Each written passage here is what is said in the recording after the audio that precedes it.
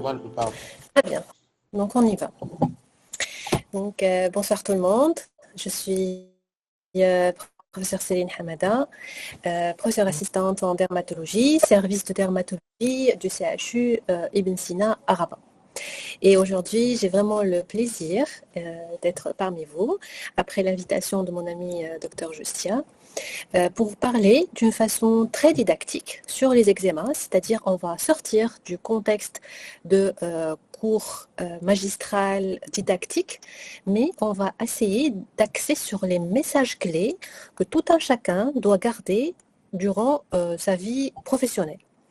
Donc, les eczémas, qu'est-ce que c'est? Il faut savoir ce que c'est, pour savoir ce qu'on traite ou on est devant quelle pathologie. Un eczéma n'est pas une maladie, mais c'est un syndrome. C'est un syndrome, c'est-à-dire un regroupement de plusieurs symptômes qu'on va retrouver dans plusieurs maladies. C'est quoi ces symptômes? On va détailler. C'est la dermatose qui se définit par l'érythème, les vésicules et le prurite et qui revient à chaque fois. Donc, ce sont 3 mots-clés pour définir un eczéma. On a l'érythème, les vésicules, le prurite, et c'est une pathologie qui va récidiver à chaque fois qu'il y a contact avec l'agent pathogène. On dit eczéma, ça vient du grec, c'est-à-dire sortir en bouillonnant. C'est pour cela qu'on essaye maintenant de remplacer le mot eczéma par le mot dermatite. Donc, dermatite ou eczéma, c'est la même chose. Donc, l'érythème, c'est un érythème qui est très important de savoir qu'il est congestif et inflammatoire. Comment ça, il est congestif? C'est-à-dire, à la pression, soit à la vitropression ou à la pression avec le doigt, il va disparaître. Et en soulevant le doigt, on va voir l'érythème qui revient rapidement. Donc, c'est un élément qui est très caractéristique.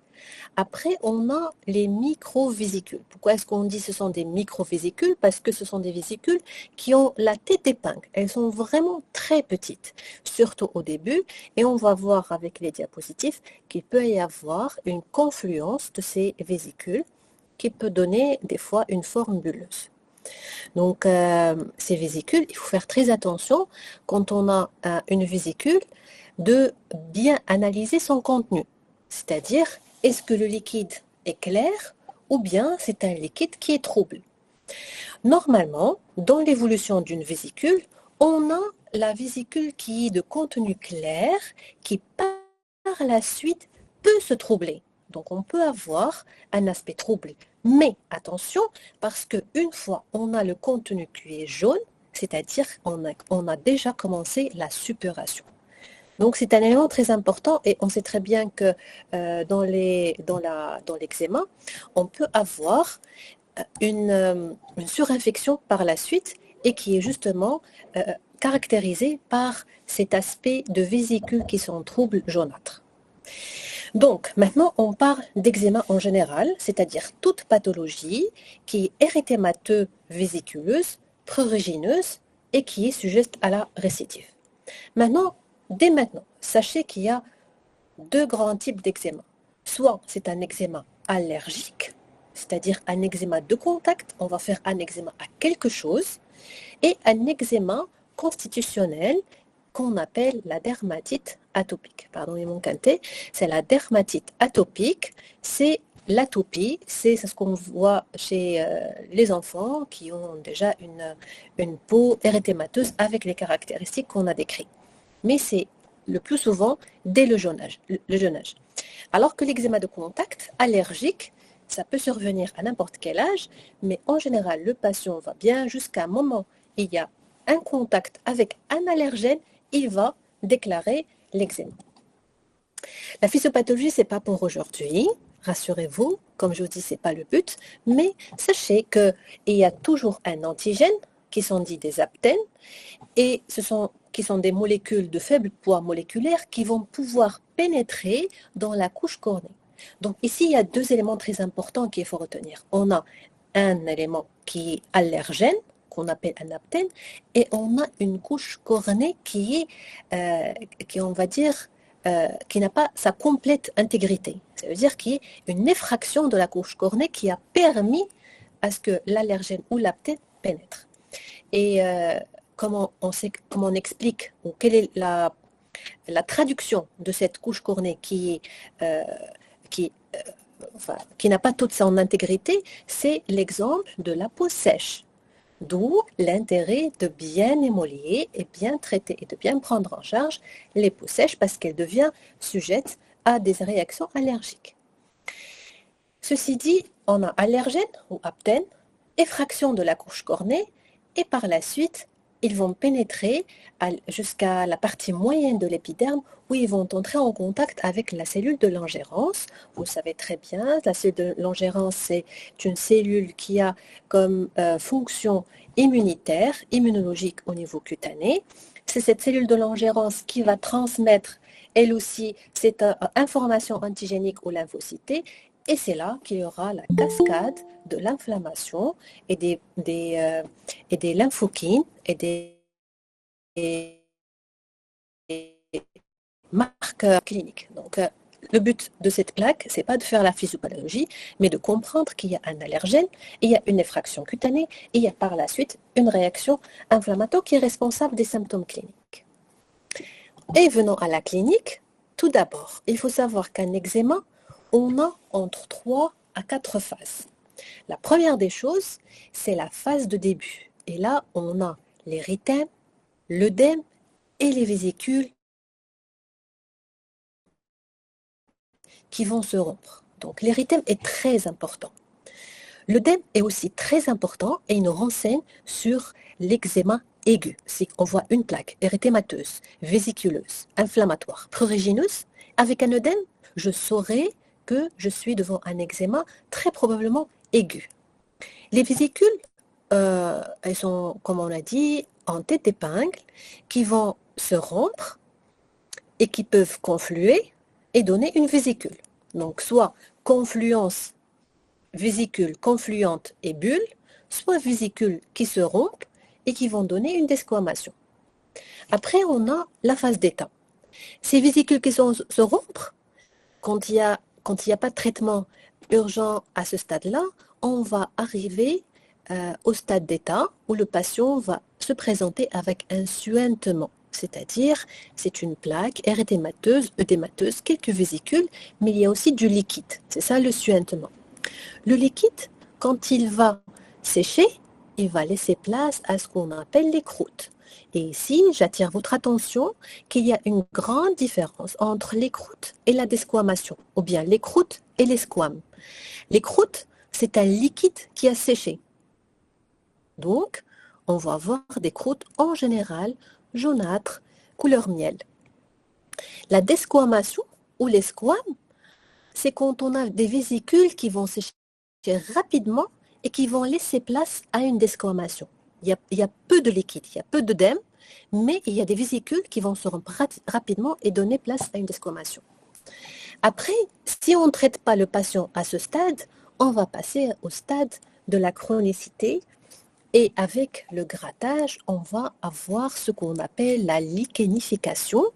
La lichénification, c'est-à-dire qu'avec le grattage féroce continu, la peau va s'épaissir. Et c'est un cercle vicieux, plus la peau épaissit, puis plus elle va être déshydratée, plus elle va être sujette au prurite et plus elle va entretenir cette lichénification. Est-ce que c'est clair? Oui, c'est clair. Oui, Hein? c'est très clair. Alors, pour récapituler, maintenant, on a dit qu'il y a la phase érythémateuse, c'est le placard érythémateux. On a ici tout ce qui est rouge. Et qu'est-ce qu'on voit là? On voit quelques vésicules, ça veut dire que ce sont des petites cavités remplies de liquide clair, d'accord, qui vont confluer par la suite et peut donner carrément une bulle. Ça, c'est une bulle. On a l'érythème, on a les vésicules, et ces vésicules peuvent se confluer pour donner une des bulles. Ensuite, tout d'abord, on a l'érythème et l'œdème. L'œdème, on va le voir juste après dans la plaque suivante. C'est très représentatif. L'œdème qui va être situé entre les cellules kératinocytaires va être responsable de formation de vésicules et ces vésicules sont remplies de liquide clair qui vont confluer et donner des bulles. Ensuite, ces vésicules vont se rompre et on va voir l'issue de liquide qui va sécher, qui va former des croûtes. C'est la phase suintante, il y a rupture, soit spontanée ou provoquée par le malade, parce que n'oubliez pas, c'est une pathologie qui est prurigineuse. C'est une pathologie prurigineuse par excellence. Retenez, l'eczéma, on a toujours l'élément du prurite. Ensuite, la phase croûteuse ou desquamative, soit qu'on a les vésicules qui étaient assez grandes, pleines d'œdème, pleines de liquide, on va avoir une phase croûteuse. Ou bien, ces vésicules étaient minimes et ils étaient peu confluentes et on va avoir une phase desquamative. C'est-à-dire qu'il n'y aura pas de croûte, mais on va avoir des petites collerettes desquamatives qui témoignent de l'eczéma. Donc, un placard érythémateux, œdémateux, avec des vésicules. La même chose ici. Et par la suite, à la lichenification ou à la phase desquamative, on va voir que des squames et peu de liquide.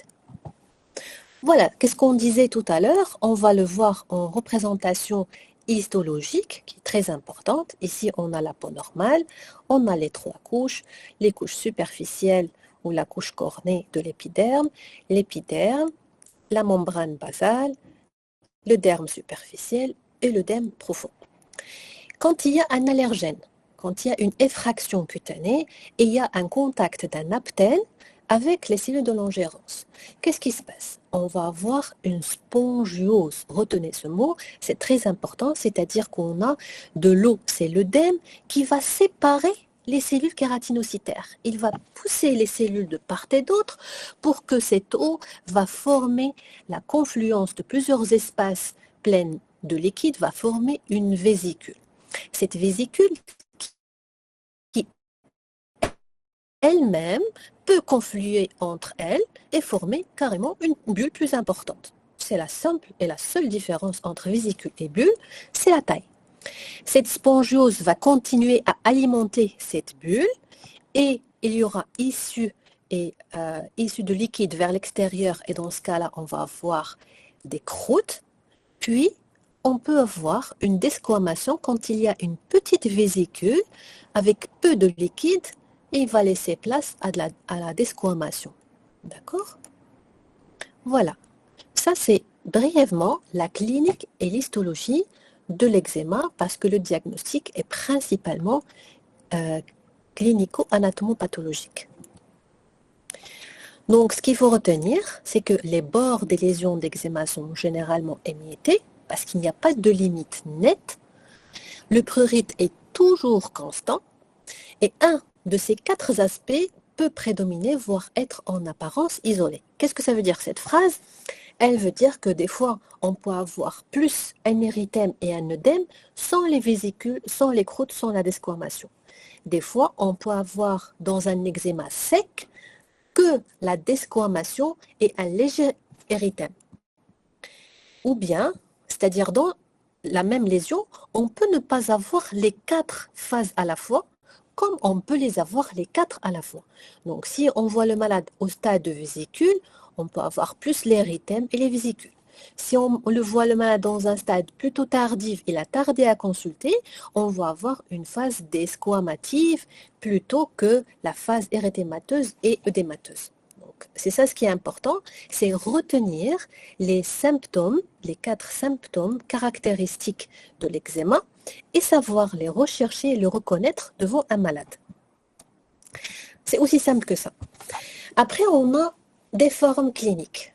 Les formes cliniques, tout dépend. Comme on a vu, on a un aptène qui va causer une réaction inflammatoire et qui sera responsable du tableau clinique.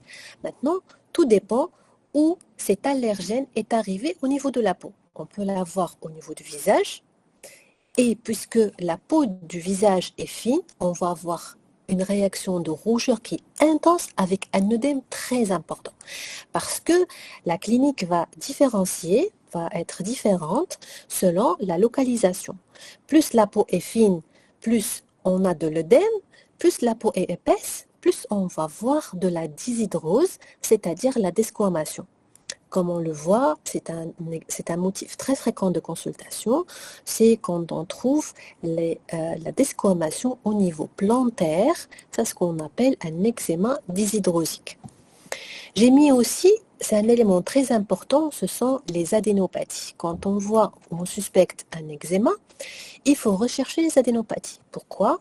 Pour éliminer toutes les origines infectieuses, notamment une staphylococcie maligne de la face, un érysipèle de la face. Donc, il faut savoir reconnaître l'infection de l'inflammation. L'infection, c'est l'urgence thérapeutique par antibiothérapie et l'inflammation qui est dans notre cours aujourd'hui, qui est l'eczéma, c'est le traitement symptomatique, reconnaître l'agent pathogène et traiter symptomatiquement par corticoïdes, on va le voir. Ensuite, on a l'eczéma numulaire. Numulaire, ça veut dire ce sont des eczémas en pièces de monnaie. Elles sont rondes, bien limitées, elles sont prurigineuses, c'est un signe qui est très important, cardinal dans tout eczéma. On a les vésicules et qui vont former, on va les voir ici rapidement. Donc ça, c'est un eczéma de la face. Est-ce que vous reconnaissez les éléments dont on vient de parler et qu'on vient de décrire? On a un érythème, l'œdème qui est très important. Et au niveau des paupières, la peau est tellement fragile qu'ils vont rapidement se démacier. Pratiquement, à chaque fois qu'il y a une réaction, ils vont rapidement se démacier. Donc, que ce soit un eczéma, un zona, une petite chirurgie au niveau des paupières, il y aura un œdème souvent très très important et très spectaculaire parce que la peau est très fine à ce niveau-là. Donc, on va chercher tous ensemble les signes dont on a parlé tout à l'heure. On a l'érythème présent, les vésicules présentes. Elles sont de contenus qui sont légèrement blancs, laiteux. L'œdème présent. Et les prurites, c'est un élément qu'on relève de l'interrogatoire. D'accord? Ici, c'est une patiente qui a appliqué la teinture pour les sourcils. Et on peut voir le même tableau quand les patients appliquent une teinture pour les cheveux. On a un œdème très important et c'est un eczéma de contact. C'est ce que je disais tout à l'heure, c'est un eczéma numulaire. On a des lésions rondes, bien limitées, et qui comportent les signes dont on a parlé, l'érythème, vésicule, ici il n'y a pas de squame, parce qu'on a vu qu'on peut voir les 4 stades à la fois, comme quelques stades peuvent manquer des fois. Voilà, l'eczéma bulleux, on l'a déjà introduit tout à l'heure, c'est quand on a la confluence de plusieurs vésicules et qui vont présenter une forme bulleuse. Il se voit surtout au niveau des mains et des pieds, parce que l'œdème est très important.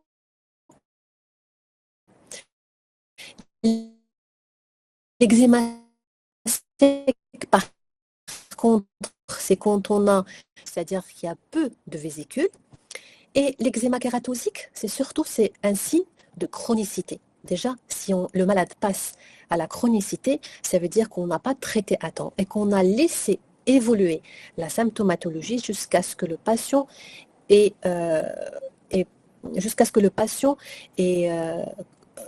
a des lésions kératosiques épaisses au niveau d'eczéma. Et c'est un épaississement. Et on va le voir sur d'autres photos, on a une accentuation du quadrillage de la peau. On a une peau peu rouge, peu œdémaciée, mais très prurigineuse, des fois avec des vésicules qui sont en desquamation et un épaississement de la peau avec une accentuation du quadrillage de la peau, c'est la liquinification. L'eczéma dyshydrosique, c'est surtout quand on a au niveau des pieds et au niveau des mains des vésicules qui vont laisser place à des desquamations en collerette. Maintenant, ce que j'aimerais vraiment que vous reteniez aujourd'hui, après ce qu'on a dit, ce sont les complications. Et chaque eczéma, vous l'avez bien deviné, c'est une effraction cutanée. C'est comme ça que le processus de l'eczéma a commencé. C'est-à-dire que la peau, elle n'est pas son complète intégralité. Donc, elle sera sujette à une infection bactérienne. Comme elle a laissé passer un aptène, un allergène, elle peut laisser passer des microbiotes ou des microbes, notamment le staph ou le streptocoque, qui serait responsable de ce qu'on appelle l'impétigénisation. Et cliniquement, il faut le reconnaître par des croûtes jaunâtres mélissériques, des croûtes de couleur jaune et qui a la caractéristique de ressembler au miel. Donc, elle est dite mélissérique. Non seulement elle peut laisser passer un staph ou un streptocoque, donc on peut avoir un érysipèle, une lymphangite, mais rarement, c'est vraiment rare de voir un eczéma qui est responsable d'une septicémie et d'une complication sanguine. On l'a dit tout à l'heure, la deuxième complication, c'est le passage à la chronicité, c'est-à-dire qu'il y aura lichenification par le grattage et le patient va rentrer dans un cercle vicieux qu'il faut savoir rompre avec les traitements. La généralisation, il faut avoir en tête que c'est vrai que ce n'est pas très fréquent, mais parmi les étiologies des érythrodermies, érythémateux vésiculeuses, c'est l'eczéma. Érythrodermie, pour vous expliquer, c'est la teinte cutanée de plus de 90% de la surface corporelle. C'est-à-dire, on va avoir un érythème de la tête aux pieds, avec de très peu d'espace de peau saine. Ça, c'est l'érythrodermie, et parmi les étiologies, il faut penser à l'eczéma. Alors ici, ça, ce qu'on a dit tout à l'heure, c'est l'impétigénisation. On a un érythème. Ici, ce sont des squames, mais les squames, elles sont plutôt noires, jaunâtres. Il faut avoir en tête qu'il peut y avoir une impétigénisation et traitée comme telle, alors que si on laisse passer, on peut risquer le malade à des complications plus graves. Ici, c'est la lichenification dont on a parlé avec le grattage très fréquent et incessant. On peut avoir une peau qui devient épaisse, une accentuation du quadrillage de la peau et il y a peu de vésicules, peu d'œdème. Donc on est dans la phase de chronicité. Et comme on a vu, ça c'est un patient qu'on a vu au service qui présente une érythrodermie comme complication de son eczéma et on voit vous voyez la partie de peau normale, elle garde que le nez. Tout le reste, c'est un œdème, érythème et prurite de la tête aux pieds. Voilà, ici, on a une forme bulleuse. Donc, on a l'érythème, quelques vésicules enchâssées dans le derme et qui vont confluer et être responsables de bulles. Donc, c'est une forme bulleuse d'eczéma. Ça, c'est très joli et c'est très fréquent. On le voit chez les patientes qui mettent du henné avec de la PPD, c'est la paraphényldiamine. On a une réaction eczémative d'eczéma qui va reproduire exactement le schéma qui était attribué au début par le henné. D'accord? Donc, c'est un eczéma aigu. Pourquoi? Parce qu'on voit beaucoup d'œdème, beaucoup d'érythème et le prurite est aussi féroce. Ici, c'est un eczéma de la paupière et il ne faut pas oublier qu'au niveau de la paupière, on a un œdème qui est rapide, l'érythème. Ici, on a peu de vésicules. C'est surtout l'œdème et l'érythème. Et comme on a dit, et j'insiste, dans un eczéma, on peut ne pas avoir les 4 phases à la fois. Ici, c'est un eczéma aussi, c'est un eczéma sec, suite à un contact probablement du nickel, mais en tout cas, on a l'agent causal parce qu'il fait suite au port du collier, que ce soit sur les 2 photos, et on a aussi le trajet de l'érythème qui suit le collier. Donc, le premier diagnostic à évoquer, c'est l'eczéma de contact.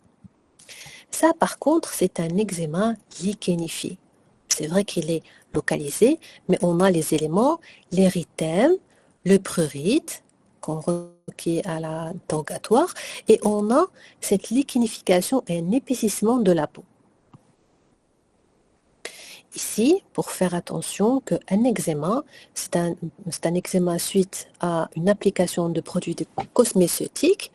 Et ici, ce sont les croûtes jaunâtres dont on a parlé. Donc, il faut craindre l'impétigénisation. Ça, c'est très fréquent quand on a un eczéma. Vous voyez, quels sont les éléments qu'on reconnaît ici? On a l'érythème, un œdème plutôt léger, mais on a des croûtes ici, à ce niveau-là, qui peuvent être les croûtes millicériques. Elles peuvent faire partie de l'eczéma. Mais j'attire votre attention pour dire, si vous êtes dans le doute, traitez comme impétigénisation. D'accord? Après un certain temps de recul, vous allez faire la différence entre des croûtes millicériques de l'eczéma, des croûtes millicériques de l'impétigénisation. Donc, mais au moindre doute, traitez par une antibiothérapie, notamment l'acide fusidique, en topique, vous risquez rien. Donc, c'est un eczéma qui survient au niveau de l'obule de l'oreille. C'est très fréquent, on les voit chez les fillettes, après avoir mis leur premier piercing de l'oreille. Ici, on a aussi les éléments. On a les croûtes, l'érythème. Vous voyez que les croûtes sont plutôt noirâtres, donc ce n'est pas vraiment l'impétigénisation et qu'il faut suite à un emplacement de soutien-gorge. Donc c'est fort probablement un eczéma ou au produit du soutien-gorge. Ici, c'est une femme qui est partie à la plage et qui a touché sa main avec du citron sur son bras. Donc, vous voyez, ici, ce sont les 4 doigts. Ça, c'est la pomme qui était mouillée de citron. Et quand elle a touché sous le soleil, les coumarines ont fait une réaction au soleil. C'est un eczéma de contact au citron. Donc, ce sont les 3 phalanges, les doigts. C'est très joli. Et c'est très facile de poser le diagnostic quand on a les limites et on a l'agent causal. Des fois, les patients arrivent et ils te disent que voilà, j'ai appliqué tel produit et j'ai eu telle réaction. Comment on pose le diagnostic? Sachez qu'il y a des examens pour identifier l'agent causal. Mais le diagnostic positif reste avant tout clinique. Maintenant, on a besoin des patch tests pour identifier l'agent causal. Donc, je simplifie, c'est-à-dire la clinique permet de poser le diagnostic, alors que les patch tests nous permettent d'identifier le coupable. Donc, ils ne vont pas poser le diagnostic. Le diagnostic est purement, on va dire, anatomo-clinique. Une biopsie peut confirmer, surtout quand on a un doute diagnostique devant une rétrodermie. Mais pour identifier le coupable, il faut avoir la confirmation par les patch tests. On applique plusieurs batteries. Ça, c'est la batterie probablement américaine, européenne. Il y en a plusieurs. Et chaque batterie comporte les éléments les plus importants qu'on retrouve dans un rond correspond à un antigène. Après, la lecture se fait après 48 heures et puis une lecture tardive pour savoir si le malade fait une réaction inflammatoire. On crée un eczéma et cet eczéma créé va nous permettre d'identifier l'agent causal. Maintenant, on a suspecté cliniquement, on a fait un bon interrogatoire, on a fait les patch tests, on a posé le diagnostic. Maintenant, comment est-ce qu'il faut traiter? On va traiter tout d'abord, sachez que après avoir identifié l'allergène, il faut cesser le contact avec la personne. Donc, l'éviction de l'allergène est primordiale dans la prise en charge de l'eczéma. Le traitement est facile. Quand on a l'allergie qui est reconnue, mais des fois, ce n'est pas une mince affaire quand il s'agit d'une maladie professionnelle. Par exemple, l'eczéma de contact au ciment, il faut un reclassement professionnel et ce n'est pas toujours évident. Puis on a le traitement symptomatique, c'est-à-dire les bains antiseptiques pour éviter la surinfection, pour éviter l'impétigénisation. Il faut mettre des asséchants plutôt que de colorants, des asséchants pour éviter les croûtes, pour éviter la surinfection. On peut mettre des crèmes cicatrisantes, mais le traitement principal étant la corticothérapie.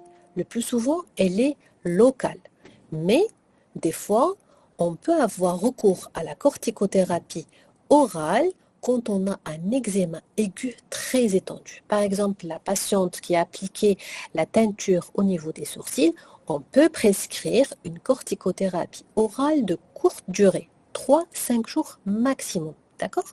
Mais l'élément le plus important dans le volet traitement reste la corticothérapie locale des dermocorticoïdes. Et on va voir dans la discussion, si vous voulez qu'on approfondisse quel type de corticoïdes, durée, comment arrêter et tout. Est toujours indiqué quand on craint une surinfection surajoutée. Voilà, maintenant, j'ai terminé avec la présentation brève sur les eczémas. Je n'ai pas abordé l'eczéma constitutionnel qui est la dermatite atopique. On peut laisser ça pour un autre jour si vous voulez. Et j'ai laissé à la fin un pot pourri. C'est un pot d'images pour vous, que je vous écoute et qu'on discute. Est-ce que c'est un eczéma ou c'est autre chose? Donc, si vous voulez, on fait, ça c'est la première partie. Et si vous voulez qu'on enchaîne et vous participez par les réponses, ou bien on discute et après on fait le quiz photo qu'on a préparé. D'accord? Dites-moi ce que vous voulez.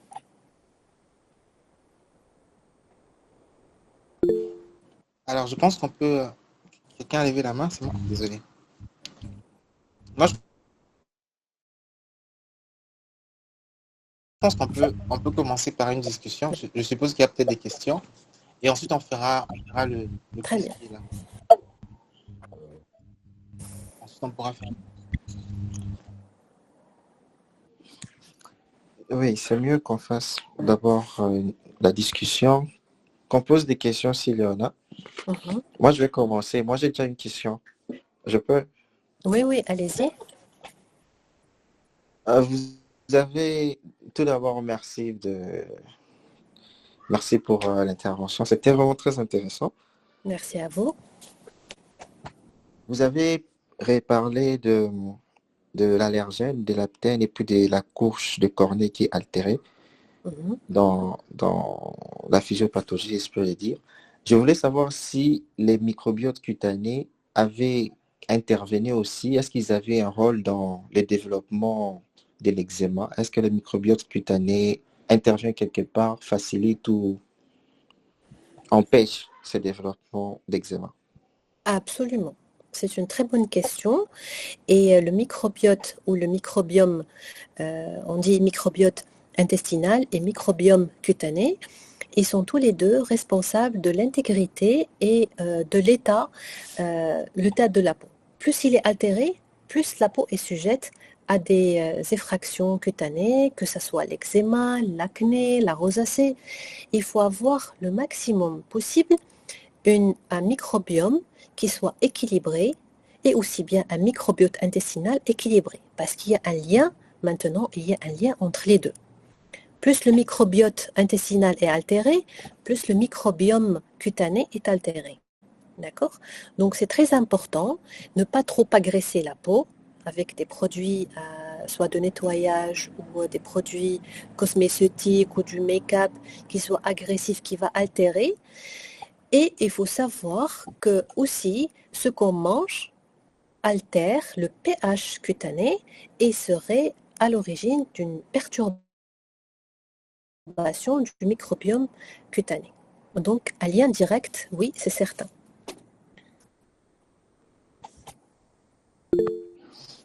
D'accord, merci beaucoup. S'il y en a d'autres qui ont des questions, je vois il y a une main levée, c'est Josia, je crois. Oui, désolé, j'ai une question. Ce que j'aimerais savoir, c'est tout à l'heure vous avez décrit les quatre étapes de l'évolution de l'eczéma. Mhm, Alors j'ai cru comprendre qu'en soi, peut-être de façon plus générale, l'eczéma est lié à une situation allergique. mhm. Alors est-ce que toutes les formes d'eczéma, parce que ça commençait un peu à me tarauder, est-ce que toutes les formes d'eczéma sont forcément liées à un phénomène allergique chez les patients? Oui, Ou il y a d'autres phénomènes qui peuvent bien sûr. oui. On a dit au début, c'est quand on a un allergène, c'est l'eczéma allergique, et quand c'est constitutionnel, c'est la dermatite atopique, c'est-à-dire pas forcément qu'il y ait un allergène précis, mais c'est une perturbation de l'immunité innée qui, au niveau cutané, qui fait que la personne va développer des plaques érythémateuses, squameuses, prurigineuses à certains endroits. Je n'ai pas abordé la question aujourd'hui. Si vous voulez, on peut le faire parce que c'est très long. Ça mérite quand même d'être entretenu d'une façon décente. Et c'est très fréquent, surtout avec Aquilas qui a posé la question avec maintenant tout ce qu'on voit comme perturbation du microbiote intestinal. On a vu une croissance de la dermatite atopique. Donc, quand on a un eczéma, en général, forcément, il y a un allergène derrière et que si le malade ne fait pas l'éviction de l'allergène, il va continuer à faire son eczéma et il va passer à la chronicité, voire à la généralisation. Si par contre, on n'a pas d'allergène et que la topographie est différente et ça constitue par exemple le jeûnage au niveau des plis, au niveau des convexités, ça c'est fort probablement que ça soit une dermatite atopique avec un allergène inné, une perturbation de l'immunité cutanée innée. Mais quand on a un eczéma, il faut chercher l'allergène, obligatoire. Des fois, si le médecin n'arrive pas à avoir avec l'interrogatoire policier trouver l'allergène, il faut sensibiliser le patient et lui dire, vous faites très attention, le jour où vous présentez un eczéma, après que ça soit estampé sous traitement, qu'est-ce que vous avez touché? Il faut voir l'interrogatoire, quelle est la profession, qu'est-ce que vous avez touché, qu'est-ce que vous avez appliqué, des gels douche, des gels lavants, un parfum, un bijou. Des fois, on peut faire un eczéma aéroporté d'un allergène, d'un conjoint peut-être, ou quelqu'un de la famille, et on peut être allergique, par exemple, au vernis de l'autre, ou un rouge à lèvres de l'autre. Donc, c'est toujours un allergène qu'il faut savoir rechercher et sensibiliser le malade de le retrouver lui-même si on est incapable de trouver en consultation. D'accord? Merci beaucoup, docteur. Nous saluons aussi la présence du docteur Charlotte qui est avec nous, qui peut aussi intervenir. Il y a Seth qui lève la main. Je vais lui donner la parole pour poser sa question. D'accord, bonsoir tout le monde. Bonsoir. Merci Akilas pour la parole. Merci docteur Amada pour cette brillante présentation. Vous avez pratiquement répondu à toutes les questions que j'avais préparées, mais il m'en reste encore quelques-unes et si vous permettez, je vais les poser. Oui.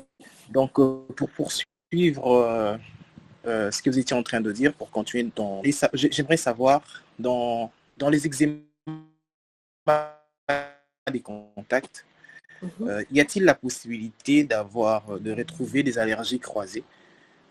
Et si oui, est-ce que cela serait plus grave que dans les atteintes simples à une allergie ou je sais pas moi? Oui. Je sais pas si la question est assez... On peut avoir des allergies croisées à plusieurs éléments. C'est possible. D'accord, mais est-ce que c'est grave par rapport à des atteintes simples? Ou bien est-ce que ça reste la même? On va voir le même tableau clinique. On ne peut pas savoir s'il y a des allergies le plus souvent aux antibiotiques. C'est-à-dire, si quelqu'un est allergique, ça c'est en dehors du chapitre eczéma.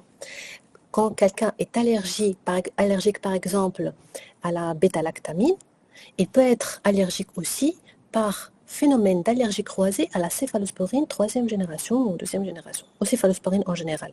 Parce qu'il y a une réaction croisée entre les deux familles d'antibiotiques. Mais chez une personne qui fait un eczéma, elle peut avoir un eczéma à 2 ou 3 éléments, 2 ou 3 allergènes, c'est possible. S'il est prédisposé à faire une allergie à un antigène, il peut être prédisposé à faire allergie à un ou plusieurs. D'accord ? Mais le tableau clinique n'est pas forcément plus grave ou particulier par rapport à l'eczéma. C'est peut-être après éviction et que le malade ne répond pas au traitement et avec les patch tests qui peuvent être très utiles, à voir que la personne est allergique à plus d'un aptène, plus d'un allergène. D'accord ? Mais le terme allergie croisée, on l'utilise surtout quand il s'agit d'antibiothérapie. D'accord ? D'accord. La deuxième question, c'était de savoir, est-ce qu'on peut retrouver chez un individu quelqu'un une prédisposition, bien sûr vous n'avez pas parlé de la dermatite atopique, mais est-ce qu'on peut retrouver chez un individu une prédisposition à la dermatite atopique et aussi de l'eczéma de contact par la suite, c'est-à-dire une hypersensibilité à... Et comment on va faire la différence si c'est une atteinte chez un sujet âgé, un sujet qui ne l'a pas fait quand il était enfant, parce que souvent la dermatite atopique, ça commence à l'enfance. Comment on va faire la différence entre les deux? Aussi, c'est une très belle question parce que sachez que n'importe qui peut développer une allergie ou un eczéma à n'importe quel moment de sa vie. Pas forcément, si on est allergique au nickel, on l'est depuis la naissance. On peut développer une allergie au nickel à partir de peut-être 20 ans ou 25 ans ou 30 ans. Donc, quand on vient allergique à quelque chose, c'est certainement il y a une prédisposition sous-jacente. On ne sait pas encore comment ça arrive, mais il faut un premier contact qui passe inaperçu, sans incident, et c'est lors du deuxième contact qu'on va avoir l'eczéma. Mais ça existe. On peut faire une allergie, un eczéma à n'importe quel moment de la vie. Même si nous n'étions pas plusieurs années auparavant, on peut le devenir à un certain moment de la vie. Qu'est-ce qui fait qu'à un certain moment de la vie, on fait un eczéma à un allergène particulier? On ne sait pas encore. Personnellement, je pense que c'est le mode de vie, c'est le microbiote intestinal dont j'ai parlé tout à l'heure, parce qu'il y a un lien direct entre les deux. C'est aussi le stress, c'est aussi l'état immunitaire en général. C'est comme les patients qui vont développer une pelade à un moment de leur vie. C'est un processus immunitaire. Ils vont perdre des cheveux à un endroit donné. Pourquoi est-ce qu'ils ne l'ont pas fait auparavant? C'est parce qu'il y a des éléments qui ont fait que, à ce moment-là, ils ont fait une réaction immunitaire et qui a fait que le corps commence à battre ou à combattre le follicule pileux. Donc, pourquoi exactement, je ne saurais vous répondre, mais on peut faire un eczéma à n'importe quel moment de notre vie. D'accord, docteur. La dernière question, si vous me permettez, Oui. c'est sur le plan thérapeutique. Vous avez parlé de la prise en charge thérapeutique, l'éviction des allergènes, de dermatocorticoïdes et même des topiques. J'ai lu quelque part la théorie de l'huile d'olive. Je ne sais pas si c'est quelque chose qui est prouvé, donc j'aimerais avoir votre avis par rapport à cette question de traitement des eczémas de contact par l'huile d'olive. Oui, l'huile d'olive contient de la vitamine E. Moi, je la conseille dans certaines pathologies, mais peut-être pas l'eczéma. L'eczéma, quand c'est suintant, je pense que ça va aggraver encore le suintement, ça va aggraver, peut-être ça sera, si l'huile d'olive n'est pas vraiment stérile, ça peut être cause d'une surinfection.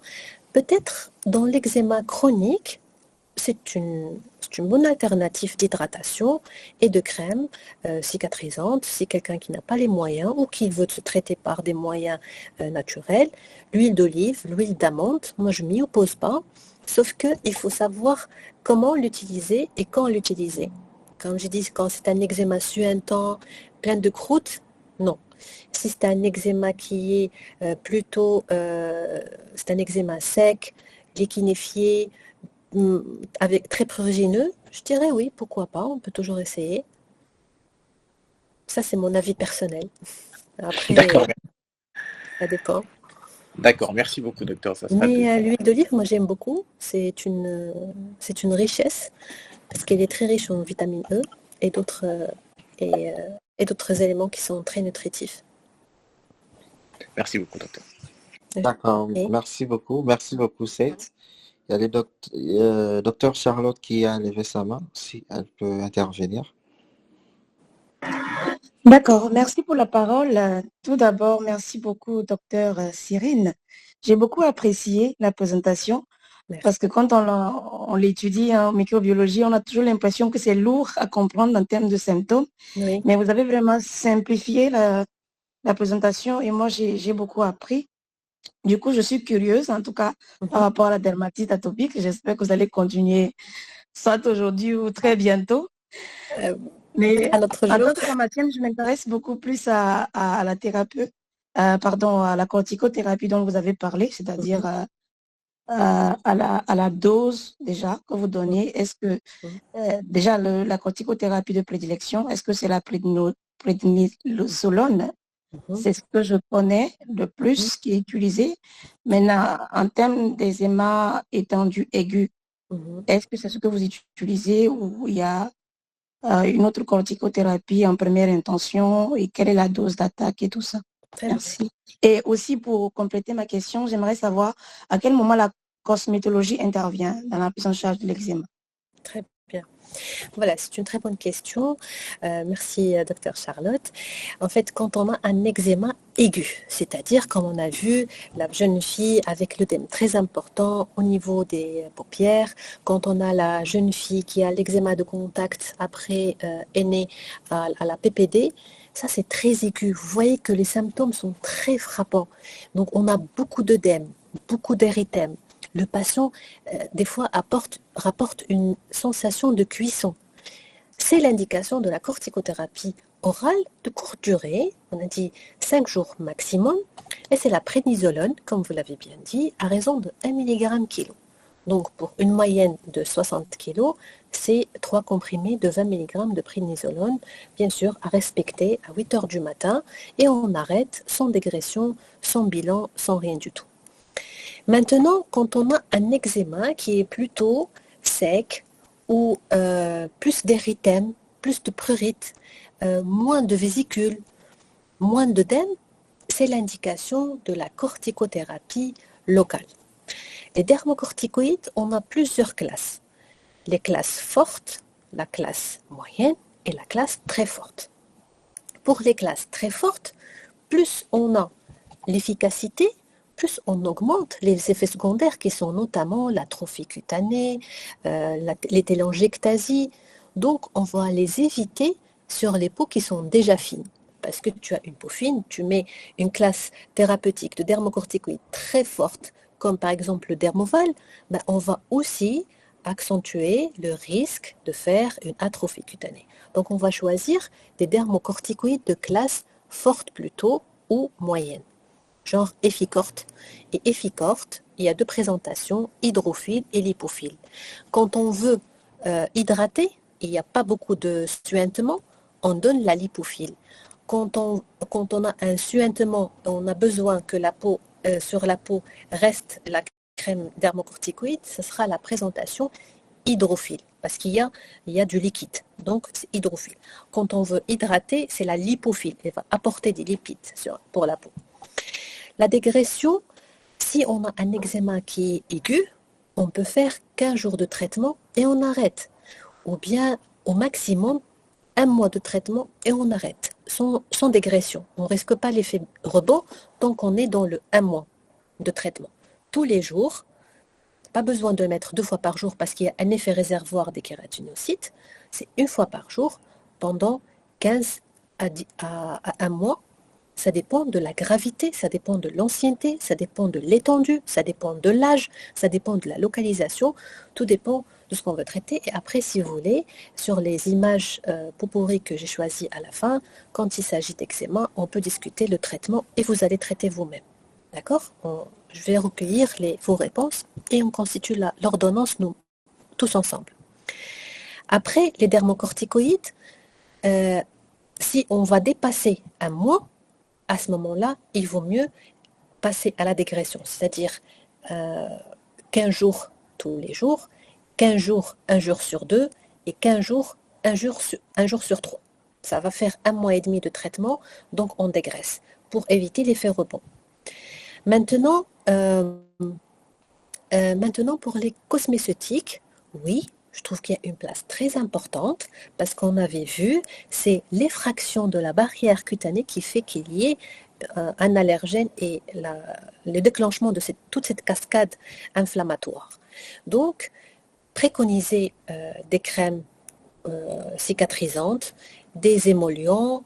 On peut surtout pas d'alcool quand il y a beaucoup de suintement, si la peau est quand on a un eczéma érosif, il faut pas le mettre d'alcool parce que c'est très irritant, c'est très douloureux. Mais des crèmes cicatrisantes, des crèmes des émollients, un lait émollient, c'est toujours le bienvenu parce que ça permet d'accélérer le processus de cicatrisation chez le malade. J'espère que j'ai répondu à ta question. Mais si vous voulez, je propose qu'on fasse l'ordonnance collective pour les photos qu'on va voir par la suite. Excellent, merci beaucoup, docteur. Je vous en prie. D'accord, merci beaucoup, docteur. Il y a encore une question. Je pense qu'on peut anticiper avec je pense qu'il y avait des quiz, je pense, avec des images, tout ça. Donc, je défile mes diapos. Oui, et puis on essaie de répondre au quiz. Très bien. Alors, laissez vos micros allumés et on va voir vos réponses. Alors, j'ai mis comme titre eczéma ou pas eczéma. Alors, on a des questions, eczéma ou pas?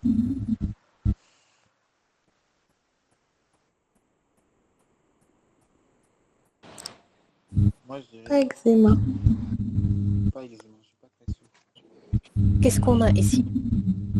Alors, on va décortiquer cette image. On a un érythème, c'est rouge. Oui. C'est rouge. On a des vésicules. D'accord? Oui. On a l'érythème qui correspond à peu près au contact du piercing. C'est un nombril. D'accord? Ok. Les vésicules. Et ici, on peut deviner quelques croûtes qui sont jaunâtres. Un petit coup. Donc, c'est fort probablement un eczéma de contact au piercing. D'accord. D'accord. Donc, comment on va traiter cette patiente? Cortico-oral? Non. Dermocorticoïde, très bien. Est-ce qu'on va mettre antibiothérapie?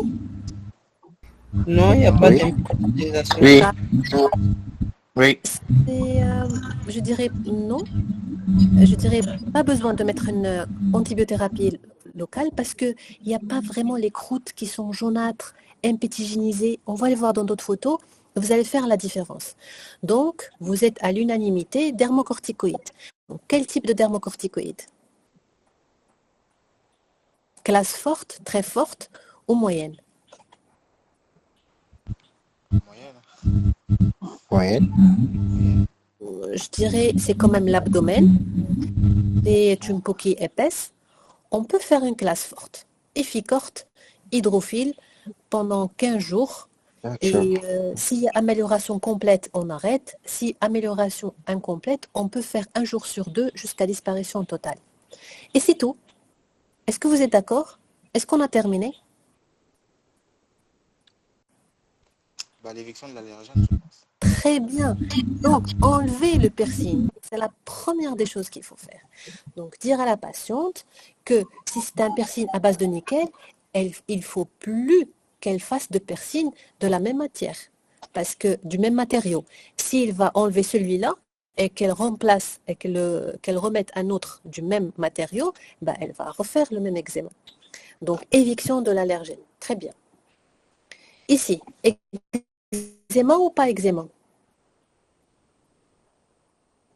Écoutez, la dermatose, c'est vraiment difficile. Ne vous inquiétez pas.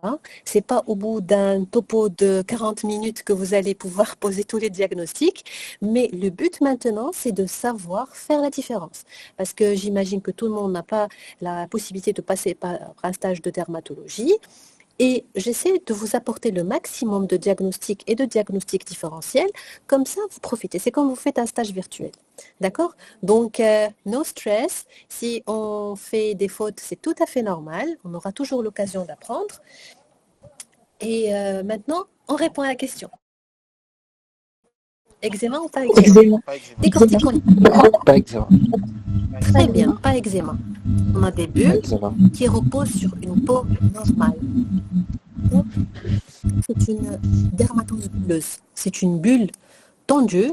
C'est une érosion ici. Regardez, il y a une érosion, d'autres érosions à ce niveau-là, et qui repose, c'est une bulle aussi tendue, qui repose sur une peau, je dirais, plutôt normale. C'est un pemphigus. Eczéma ou pas eczéma? Eczéma de contact. Très bien. À quoi exactement? On peut deviner? ONE.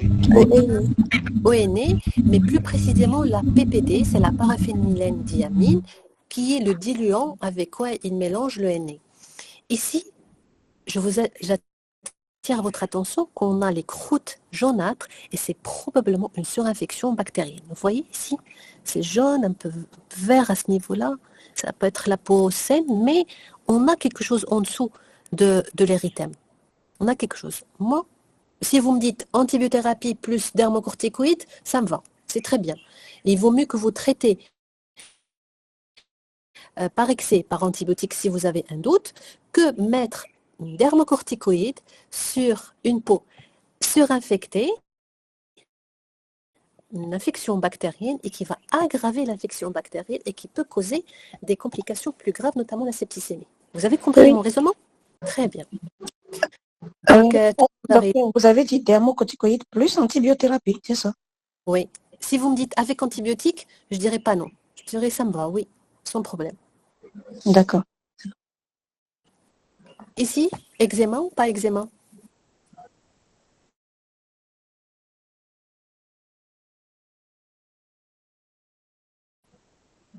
Pas eczéma.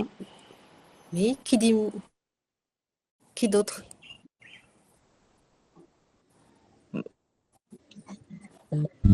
Cellulite. On a un œdème, une infiltration de la peau. Ici, l'examen clinique est primordial. Quand on touche, on trouve une infiltration et il y a issue de pus. C'est une patiente hospitalisée au service parce qu'elle présente, c'est la racine de la cuisse, une cellulite très importante qui est à l'origine de la décompensation acétocystosique de son diabète. Donc, il faut faire très attention. Ici, le traitement, c'est antibiothérapie, voire à tri-antibiothérapie par voie intraveineuse. C'est très bien. Ici, eczéma ou pas eczéma? Eczéma. Eczéma.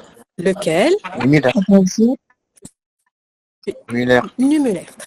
Très bien. Elle est en pièces de monnaie, bien rond, bien limité. Très bien. Ici, Pas c'est très eczéma. commun.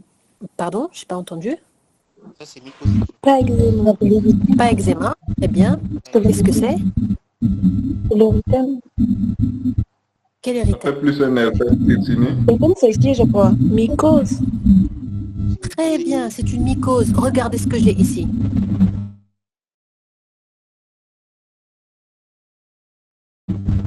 Il faut avoir l'œil et décortiquer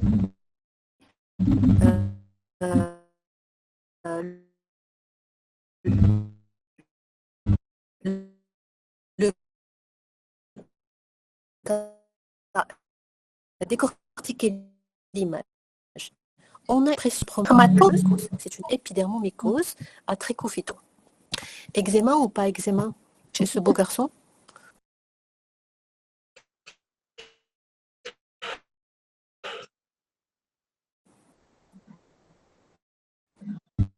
Pas eczéma. Pas eczéma. Pourquoi j'ai Pas mis eczéma. c'est très bien, pas eczéma. Pourquoi leishmaniose? Et retenez un nodule ou une ulcération sur une zone photoexposée qui ne guérit pas après antibiothérapie. C'est un nodule chronique qui n'a pas répondu aux plusieurs antibiothérapies. Je demande recherche de corps de Leishman et ça se trouve que c'est une leishmaniose et le traitement est en cours. Eczéma ou pas eczéma? Je parle de ça. Eczéma À quoi? au patch. Très bien, Ok, c'est un patch. eczéma au patch. Au patch de CG. Très bien. Donc, traitement, Dermocorticoïde. Dermocorticoïde. tout simplement dermocorticoïde, courte durée et peut-être utiliser d'autres moyens pour ne pas refaire la même chose sur ce patient-là. Sinon, c'est banal, c'est pas très méchant. Vous voyez ici, c'est un eczéma parce que c'est tracé, il reproduit la forme de l'allergène et cette phase, on a plus l'érythème, on n'a pas les vésicules, on n'a pas l'œdème, on n'a pas les desquamations. C'est-à-dire que c'est très récent, d'accord? On est vraiment à la phase de début. Un peu de dermocorticoïde et tout rentrera dans l'ordre. Peut-être 15 jours, même pas, 7 jours de traitement seraient suffisants. Eczéma ou pas eczéma? Eczéma. Voilà, pourquoi? Ça dessine le soutien-gorge. Exactement. C'est un élément qui est très important. Quand on a un érythème prurigineux avec vésicule et qui trace, on a les bords qui sont bien tracés, il faut penser à un eczéma de contact. Donc ici, c'est un eczéma de contact au soutien-gorge et par la même occasion, je déconseille fortement les soutiens-gorge qui ne sont pas à base de coton, polyester, dentelle et tout. C'est vraiment déconseillé. Et des fois, c'est pas la matière des soutiens-gorge, mais le détergent avec quoi on a fait. D'accord? Ça aussi, c'est très important. Des fois, il faut faire l'interrogatoire vraiment policier. Est-ce que le soutien-gorge, est-ce qu'il est nouveau? Est-ce qu'elle l'avait depuis toujours? Est-ce qu'elle a remis plusieurs fois? Après, on s'est dit, est-ce que c'est le détergent? Est-ce qu'il est nouveau? Est-ce qu'il est ancien? Est-ce qu'elle a l'habitude de l'utiliser ou pas? Pour trouver le coupable. C'est très bien. Eczéma ou pas eczéma? Pas eczéma.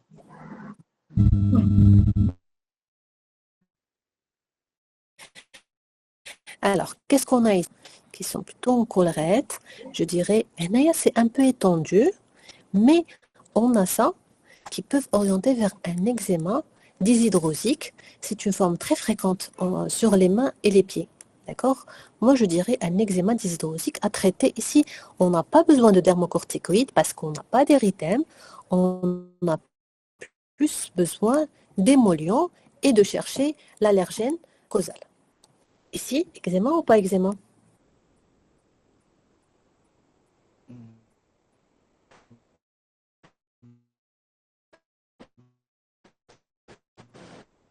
Très bien. Pourquoi? Alors, on n'a pas vraiment l'érythème, mais on a ce qu'on appelle les papules perlées. Regardez ça. Ce sont des croûtes. Ça, c'est l'hémorragie. Il fallait que je nettoie la photo avant de la mettre. Enfin, avant de la prendre en photo. Il faut que je nettoie il fallait que je nettoie le patient, l'appeler avant que je la prenne, le prendre en photo. Et ça, ce qu'on appelle les papules perlées du carcinome basocellulaire. Et ici, il est pigmenté. Donc, c'est très caractéristique. Retenez cet aspect, c'est un carcinome sclérodermiforme. D'accord? Bon, ici, c'est flagrant, c'est juste pour le fun. Eczéma ou pas eczéma? Pas eczéma. Pas eczéma. On est dans la tumorale. D'accord? C'est plutôt tumoral. Ici, eczéma ou pas eczéma? Alors, Pas eczéma. pas eczéma. Pour répondre à la question, on recherche les éléments de l'eczéma. L'érythème, absent. Vésicule, absent. Desquamation, absent. Prurite à l'interrogatoire, c'est un patient qui ne se grattait pas, absent. Donc, on n'est pas du tout dans l'eczéma, c'est un lichen pigmentaire chez un patient diabétique. D'accord? Lichen pigmentaire ou un purpura doré. Ce sont des entités similaires. Ici, eczéma ou pas eczéma? Pas eczéma. Oui, qu'est-ce qu'on a? Un urticaire. Une urticaire, tu Une peux. urticaire. Une urticaire, tu peux évoquer ça, mais qu'est-ce qu'on a dit? C'est une papule. Donc pour urticaire, si c'est uniquement ces lésions-là, probablement pas. Si elle en a ailleurs sur le corps, possible. C'est un érythème œdémacié. Mais ici, on a, c'est vrai que c'est à la photo, c'est pas très visible, mais sur la malade, on a. Et c'est une zone photo exposée.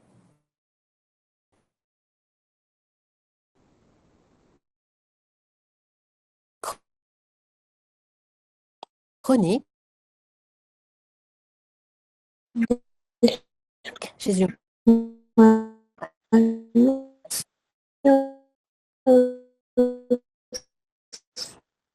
exact.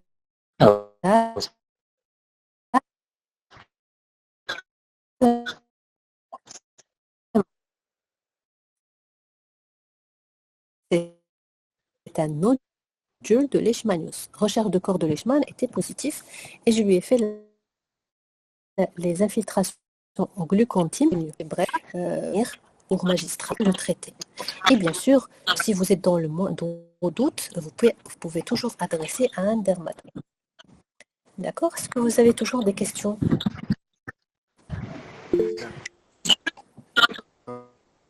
Merci beaucoup, docteur. Il y a Merci à vous de docteur m'avoir Charlotte écouté. je crois qu'il y a docteur Charlotte Oui, qui va intervenir. Peut intervenir. merci. Une dernière question, s'il vous plaît. Est-ce qu'il faut forcément avoir les 4 éléments pour parler d'eczéma ou si on a un élément, on peut évoquer l'eczéma? Oui, on l'a dit tout à l'heure, pas forcément d'avoir les 4 éléments, mais on peut avoir les 4 à la fois, comme on peut avoir 2 ou 3. Un seul élément, c'est peu suffisant. C'est-à-dire quand on a l'érythème, on n'a pas que l'eczéma. Il y a plusieurs lésions qui donnent plusieurs pathologies dermatologiques qui donnent un érythème. Quand on n'a que des vésicules, comme vous avez vu, c'était un pemphigus. C'était des vésiculobules, c'était plutôt un pemphigus. Mais en général, il faut avoir 2 éléments, voire 3 ou 4. D'accord? S'il y a un élément qui manque, ça ne veut pas dire qu'on élimine. Par contre, le prurite est toujours constant. D'accord? Super, merci docteur. Merci à vous. Merci beaucoup. C'est quelque chose à rajouter? Oui, merci docteur. Une dernière question, c'était de savoir, est-ce que, on a pu comprendre que les piliers du traitement de l'eczéma, c'était les corticoïdes. Mais en cas de contre-indication des corticoïdes, par exemple une psychose ou bien, je sais pas, une infection au risque de se disséminer, qu'est-ce qu'on peut faire comme alternative pour ces patients? En fait, quand on a une contre-indication, la première des contre-indications, c'est l'infection. Donc, on traite l'infection, puis après, on place les corticoïdes. En général, ce sont des dermocorticoïdes, donc c'est rare où on a une contre-indication, à moins que ce soit un eczéma surinfecté. On peut commencer par l'antibiothérapie 3-4 jours, puis après, relais par dermocorticoïdes. Et associer un dermocorticoïde, c'est un relais, associer un dermocorticoïde. Et bien sûr, compléter la cure d'antibiothérapie 7 jours ou 10 jours en fonction de degré de la surinfection. Maintenant, quand on a besoin de prescrire une corticothérapie par voie orale et que le malade présente une contre-indication, peut-être un diabète déséquilibré, peut-être une psychose comme tu as dit, ça ne contre-indique pas. On peut le faire en partenariat avec, par exemple, le psychiatre ou l'endocrinologue, mais si on veut soulager le malade, on traite par dermocorticoïde ou corticothérapie orale. C'est pas vraiment la contre-indication absolue, c'est l'allergie aux corticoïdes. S'il va développer un choc anaphylactique avec les corticoïdes, ça c'est la contre-indication majeure et absolue. Mais sinon, même de toute façon, la durée de traitement de l'eczéma, c'est une durée de traitement qui est très courte. D'accord? Donc, on a vu que 5 jours de corticothérapie orale, c'est vraiment pas une contre-indication, même si on a un diabète mal équilibré. C'est pas ça qui va le tuer. D'accord? Mais c'est l'occasion de voir avec son diabétologue et équilibrer son diabète et faire le conseil chez le malade, l'éduquer, l'informer et le traiter, bien sûr. D'accord? D'accord. Merci beaucoup, docteur. Merci. D'accord, merci. Merci beaucoup, docteur, pour votre intervention. Je crois qu'on a été tous très satisfaits. Merci à vous tous qui avez pris part à cette séance. On va programmer une autre séance où on va certainement évoquer la dermatite atopique parce que il faut qu'on en parle aussi. Donc, on va voir ça avec vous et fixer une autre séance. Nous, c'est l'AXAM. Je ne sais pas si vous avez un peu entendu parler de nous. Oui, à travers Justin, oui. D'ailleurs, je félicite votre initiative, c'est vraiment extraordinaire. J'étais agréablement surprise. Merci de m'avoir invité. Merci de m'avoir choisi pour votre présentation. Merci de m'avoir écouté. Et j'espère avoir votre retour après pour, si vous voulez plus de détails, si vous voulez qu'on reste sur la même, c'est-à-dire le même schéma de la présentation, ou plutôt vous voulez vous approfondir, ou vous voulez qu'on zoom in ou zoom out, d'accord? Alors, c'est à vous de me dire. J'ai voulu que le premier contact, peut-être s'il y en a d'autres, ça veut dire prendre en considération vos remarques et vos besoins et vos objectifs. D'accord, merci beaucoup. Cela va vous parvenir. Mais en attendant, je vais rappeler à tout le monde qu'on organise aussi à la fin de ce mois une séance de coaching class avec notamment de Dr Charlotte qui est là, qui va intervenir. Et ça sera aussi à entrée libre sur Google Meet. On va envoyer le lien du 29 au 31 août. On va aborder des thèmes sur l'intelligence émotionnelle, sur le leadership, le management, qui sont aussi des thèmes importants dans la carrière que nous embrassons tous, j'estime. Et donc, tout le monde est vraiment la bienvenue. L'AXAM a vraiment pour but de participer à la formation de tous et de chacun. Et de ces faits, on a été très ravis de vous recevoir. Je ne sais pas si quelqu'un a quelque chose à ajouter. Sinon, on va clôturer par là.